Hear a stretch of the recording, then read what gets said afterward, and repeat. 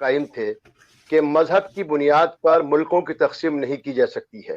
میں عام طور سے جب میرے کچھ دوست مجھ سے پوچھتے ہیں کہ ہندوستان کے اندر جو ہے وہ مذہب کی بنیاد پہ فسادات ہوتے ہیں، تو میں ان سے پوچھتا ہوں کہ ٹھیک ہے، میں آپ کی اس بات کو مان لیتا ہوں. یمن اور سعودی عرب کے اندر کس بنیاد پہ جھگڑے ہو رہے ہیں؟ عراق کے اندر کس بنیاد پہ جھگڑے ہو رہے ہیں؟ افغانستان کے اندر کس بنیاد پہ جھگڑے ہوتے ہیں؟ تحریک طالبان کس بنیاد پہ معصوم بچوں کو اسکول میں گھس کے جو ہے ان کو جو ہے ہلا کے شہید کر دیتی ہے؟ یہ وہی دہلی ہے. میں جامع مسجد کے 300 میٹر کے فاصلے پہ رہتا ہوں، لیکن آج بھی جامع مسجد کی بلند میناروں کے پڑوس کے اندر گوری شنکر مندر آج بھی موجود ہے. اور آج بھی مجھے خوشی ہے کہ پاکستان کا لاہور شہر جو ہے وہ آج بھی جو ہے شری رام کے بچوں کے نام سے موجود ہے. آپ مختلف تہواروں پہ جو گریٹنگز دی جاتی ہیں، جو مبارکباد دی جاتی ہے، آپ ان کو دیکھیے. کل بھی وزیر اعظم نے اور آج بھی ہولی پہ گریٹنگ دی ہے. آپ دیکھیے، یا میں جب عید پہ دیتا ہوں تو ہمارا ایک کامن وہ ہوتا ہے، سمست بھارتیوں کو، سارے ہندوستانیوں کو عید کی مبارکباد ہے. تمام ہندوستانیوں کو ہولی کی مبارکباد پیش کرتے ہیں. تمام ہندوستانیوں کو گرو پرو کی یعنی ہم جو ہے وہ پیش کرتے ہیں، کرسمس کی پیش کرتے ہیں. پاکستانی جو جس کی بنیاد محمد علی جناح صاحب نے مذہب کی بنیاد پہ لیکن سیکولر روایات پہ جس کو رکھا تھا، میں کل وزیر اعظم عمران خان صاحب کا ٹویٹ دیکھ رہا تھا. عید کی گریٹنگ آپ دیتے ہیں کہ تمام مسلمانوں کو مبارک ہو، ہولی آپ کے ہندو شہریوں کو مبارک ہو. جب تک شہریوں کے اندر آپ امتیاز کریں گے، جب تک آپ اسٹیٹ جو ہے وہ تہواروں کو الگ الگ کر کے دیکھے گا، تب تک جو ہے ہم ایک صحت مند معاشرے کی تعمیر نہیں کر سکتے. اور میں مانتا ہوں بہت سارے اختلافات کے باوجود ہندوستان میں آج بھی وہ چیز موجود ہے کہ میں آرزو کو بڑے فخر سے کہوں گا کہ آپ کو ہولی مبارک ہو، اور آپ مجھ کو بڑے فخر سے کہہ سکتی ہیں آپ کو عید مبارک ہو. اس میں مذہب کی کوئی وہ نہیں ہوگی.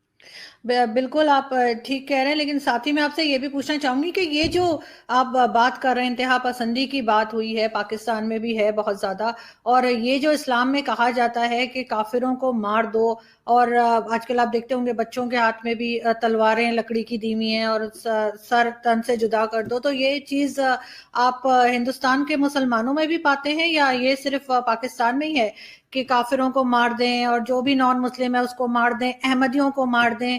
اور یہ ایک انتہا پسندی جسے کہتے ہیں، بہت زیادہ ایکسٹریمزم جو ہے وہ اسلام میں جو نظر آتا ہے، وہ کیا ہر جگہ ہے یا صرف یہاں پاکستان میں ہے؟ دیکھیے آرزو، مجھے امید ہے کہ شاید آپ ہندوستان کبھی تشریف لائی ہیں، نہیں لائی ہیں. آپ لال قلعے سے چلیے، جی، لال قلعے سے فتح پوری کی طرف آپ جب چلیں گی تو آپ کو مشترکہ ہندوستان میں، پھر کیا 1947 کے پہلے کے ہندوستان کی سوچ نظر آ جائے گی آپ کو.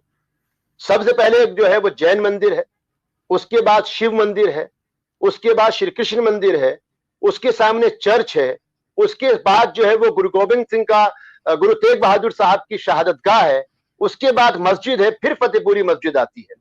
یعنی مختلف مذاہب اور مختلف مکاتب کے ایک ساتھ رکھنے کی جو کوشش ہندوستانی سماج میں جو میں سمجھتا ہوں جو رواداری تھی، وہ دنیا میں کہیں آپ کو نہیں ملے گی.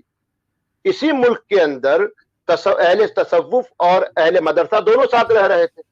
اقبال کو آپ دیکھیے ایک طرف، اگر وہ، میں سمجھتا ہوں کہ اقبال سے زیادہ خودی اور تصوف کی بات کہنے والے کون ہوتے؟ خدا کے ساتھ شکوہ کرنے. اگر آج کے انتہا پسند ہوتے یا جو لگاتار تحریک چلانے والے لوگ ہیں جو اسلام کے اپنے آپ کو دائی سمجھتے ہیں، اقبال تو ان کے نزدیک کافر ہو جاتے ہیں. اقبال نے تو شری کرشن کی بانسری کو سرود ربانی کہا ہے. اقبال نے تو کہا کہ خاک وطن کا ہر ذرہ مجھ کو دیوتا ہے. دیوتا تھے مطلب ورشپ نہیں تھی وہاں، وہ عقیدت تھی اپنی زمین کے ساتھ، محبت تھی اپنی زمین کے ساتھ. ہم نے کرا کیا ہے کہ ہم نے وطن کو اس درجے پہ پہنچا دیا جو ہمارے یہاں بھی ہو رہا ہے غلطی سے، اور مذہب کو اس درجے پہنچا دیا جو ان کی حد سے کہیں زیادہ تھا. انتہا پسندی کسی بھی سماج کی نقصان دہ ہے. ایک معاشرہ تبھی، اسی انتہا پسندی کو لے کے دنیا کی ساری دولت اہل عرب کے پاس تھی، لیکن آج بھی وہ کیلکولیٹر کے بغیر 2 دونی 4 نہیں کر سکتے. کیونکہ، اور برا مت مانیے، پاکستان جو ہے وہ عربوں کے لیے تختہ مشق بن کے رہ گیا تھا. سب کو اسلام بھی پاکستان میں چاہیے تھا، سب کو، برا مت مانیے، ان کو جو ہے وہ مجاہدین بھی پاکستان میں چاہیے تھے. انہوں نے اپنے کیوں نہیں کیا ایسا؟ وہ پاکستان جس میں بہترین ذہن موجود تھے، وہ مشترکہ ہندوستان کا پاکستان جس کے اندر اگر آپ دیکھیے بلے شاہ جیسے لوگ تھے، یہ آج بھی میں مانتا ہوں، اور ہندوستان میں وقتی چیزیں ہوتی ہیں، لیکن کیا عابدہ خانم کے یہاں آج آپ بھی دیکھیے، کیوں وجہ تھی کہ فیض کی وہ نظم ہم بھی دیکھیں گے کیوں ہندوستان کی گلی گلیوں میں گائی جا رہی تھی؟ کیوں؟ اس کی بنیادی وجہ یہ کہ ہمارے ہاں شدت نہیں تھی. اور ہندوستان ہو یا پاکستان, شدت کی گنجائش کسی بھی سماج میں نہیں ہو سکتی ہے. ہم کو اب آگے بڑھنا ہے, تعلیم کی ضرورت ہے. آج بھی پولیو کو لے کے آپ دیکھیے, جب پولیو کو لے کے بات ہوئی اس زمانے میں جڑا تھا BBC کے ایک پروگرام کے ساتھ, اور ایک صاحب جو آپ کی طرف سے بیٹھے تھے وہ پولیو پلس پولیو کو لے کے, پولیو ڈراپ کو لے کے جس طریقے کی بات کر رہے تھے, کیا ہوا, کتنے سینکڑوں بچوں کو آپ نے معذور کر دیا صرف شدت پسندی کو لے کے.